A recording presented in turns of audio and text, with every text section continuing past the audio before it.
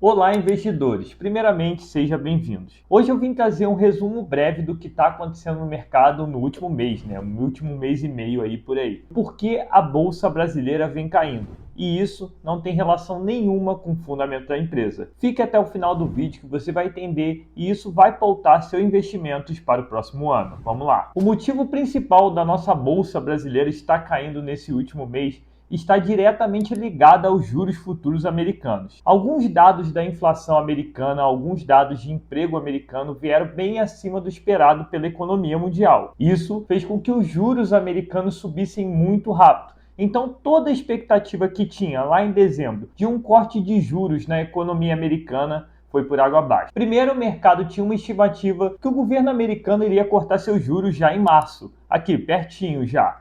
Mas isso não aconteceu. A estimativa de março pulou para maio, de maio pulou para abril e agora de abril já pulou para junho. Na última semana saiu o PPI americano, que é o dado da inflação direta ao produtor. É como o produtor enxerga a inflação. E esse dado veio acima da expectativa de mercado. Apesar do dado do varejo americano vir bem abaixo da expectativa, esse dado assustou bastante o mercado. E o corte de juros em junho já caiu para por volta de 60%. Mas muita gente me pergunta, Vitor, o que a economia americana tem diretamente a ver com a economia brasileira? Diretamente a ver tem muitas coisas, mas o problema da bolsa é fluxo. Hoje o fluxo da nossa bolsa brasileira é 54% formado por fluxo estrangeiro, em maior parte investidores americanos. Se os juros americanos está muito alto, não tem por que o americano vir com fluxo de compra para nossa bolsa, porque ele não vai tomar risco com os juros básicos de lá, pagando um bom valor para ele. Então ele continua investindo nas empresas americanas normalmente, que são empresas consideradas menos arriscadas que empresas brasileiras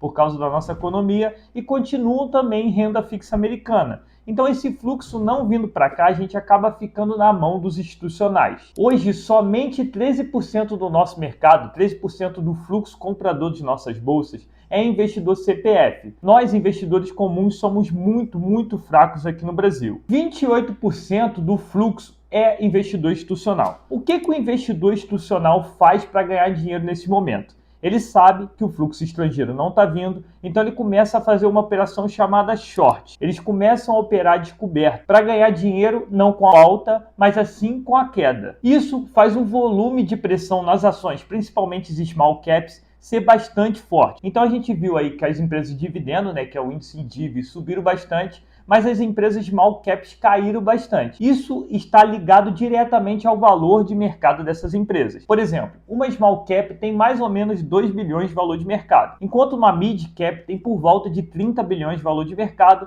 e uma blue chip tem por volta de 200 bilhões de valor de mercado. Então, quem o institucional decide shortear? As small caps, obviamente porque elas têm um valor de mercado maior. Então, qual é a possibilidade de uma empresa cair mais? Uma empresa de 2 bilhões de valor de mercado ou uma empresa de 200 bilhões de valor de mercado. Aí é uma matemática básica, Se uma empresa de 2 bilhões de mercados cair 10%, ela só precisa perder 200 milhões de fluxo, enquanto uma empresa de 200 bilhões de valor de mercado, para cair, teria que perder 20 bilhões de fluxo. Então é muito mais fácil você operar em short numa empresa de menor capitalização, no caso uma small cap, do que uma empresa mid-cap. Outro motivo para eles não shortearem muito empresas de dividendos são os anúncios de dividendos. Isso pode impactar numa alta da empresa e, assim, prejudicar quem está shorteando. E acontecer um short squeeze. Então, eles decidem não operar shorteando ações de dividendos por causa desse risco. Um anúncio de dividendo pode fazer a ação subir e ele perder dinheiro com isso. Mas entenda o que é o short. O short é o investidor apostar na queda da empresa. E como ele faz isso? Ele vende uma ação que ele não tem. Então ele nem precisa de dinheiro para fazer essa operação. Então o institucional vai lá, escolhe uma small cap e ele vende ela sem nem ao menos ter essa small cap. Depois de um tempo, ele é obrigado a recomprar essas ações para entregar para o investidor que emprestou essas ações para ele, no caso alugou. Por isso que existe a opção de você alugar sua ação no mercado. Quando você aluga as suas ações no mercado, você está alugando diretamente para esses investidores que estão apostando e investindo na queda da sua ação. Quando eles operam em short, eles vão lá, revende essas ações, vende essas ações a descoberto sem ter o dinheiro. Depois de um tempo, eles recompram essas ações para entregar para você.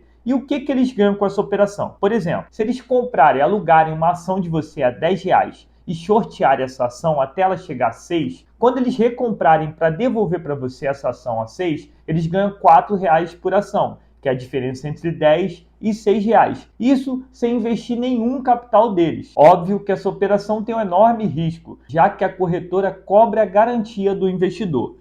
Então, se ele operar em short, em vez de a ação cair e subir, ele é obrigado a entrar com o dinheiro, e se ele não entrar com o dinheiro, a corretora automaticamente zera as posições dele e pega o dinheiro de volta. Essa operação de short tem altas taxas, a corretora fica com a maior parte dos lucros. Então, por isso, não use essa operação na sua carteira. Isso é utilizado por investidores institucionais. Para investidor de longo prazo, isso é insignificante, já que a oportunidade de comprar uma ação mais barata nesse momento na bolsa é muito grande. Em determinado momento, também vai acontecer a recompra dessas ações pelo investidor que estava operando em short. Isso naturalmente vai fazer a ação subir. Por exemplo, uma empresa que está sendo muito shorteada, a top 1 de short hoje no mercado, é a Vamos Locação. Ela está com mais ou menos 27% do free flow operado vendido. Isso significa que 27% de todas as ações que a empresa tem em operação livre para negociação estão sendo alugadas a short. Então, depois de um momento, quando esses investidores institucionais começarem a ver que existe o fluxo gringo voltando, eles vão começar a zerar essas posições, porque eles começam a ver que eles têm risco de perder dinheiro,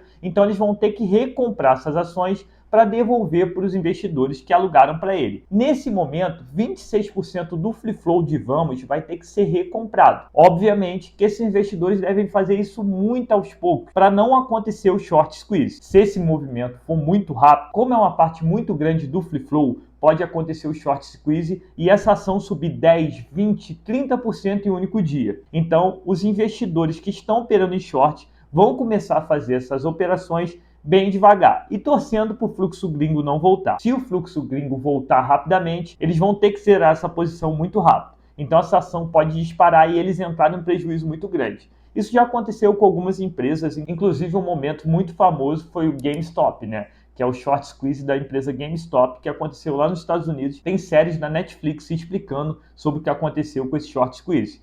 Aconteceu também com a Gafisa aqui no Brasil, teve uma briga para o controle acionário da empresa e fez com que a ação subisse 70%, 60% em uma semana, que foi o short squeeze. Foi quando quem estava operando vendido começou a perder muito dinheiro e teve que recomprar essas ações muito rápido. Agora que já falamos sobre a taxa de juros americanas, que está impactando o nosso fluxo, então a maior parte do nosso fluxo não vem. Já falamos também dos investidores que estão operando em short, então esses são dois pontos negativos para a nossa bolsa. Vamos falar de desconto. Então, a nossa bolsa já teve determinados momentos de crises que teve a descontos muito grandes. O índice PL, que é o índice preço-lucro da bolsa, teve muito baixo. Nesse momento, a gente encontra num dos piores índices PL da bolsa. Isso pior para o cenário da bolsa, mas melhor para o cenário do investidor de longo prazo. Em determinados momentos, como a crise do subprime em 2008, o impeachment da Dilma Rousseff em 2015, a pandemia de 2022, a bolsa operou em PL muito, muito baixo. E hoje a gente está num nível de PL muito, muito mais baixo. Só que durante todos esses momentos, as empresas foram diretamente impactadas pela crise. Na crise do subprime, vários bancos americanos quebraram e aconteceu um problema com o Brasil também. No impeachment da Dilma, o Brasil já estava numa situação muito complicada e isso piorou porque assustou muito o investidor estrangeiro o impeachment de um presidente. E durante a pandemia, ninguém sabia o que ia acontecer, ninguém sabia a que ponto chegaria a pandemia. Então, esses três momentos que o índice PL da nossa bolsa ficou muito baixo, tinha motivo e tinha impacto no resultado financeiro da empresa. Hoje, a gente tem um impacto totalmente diferente. As empresas negociam um PL mais baixo, mas ao mesmo tempo elas vão ter melhoras de resultados. Por quê? Como a nossa taxa Selic está caindo, isso impacta diretamente no resultado financeiro da empresa.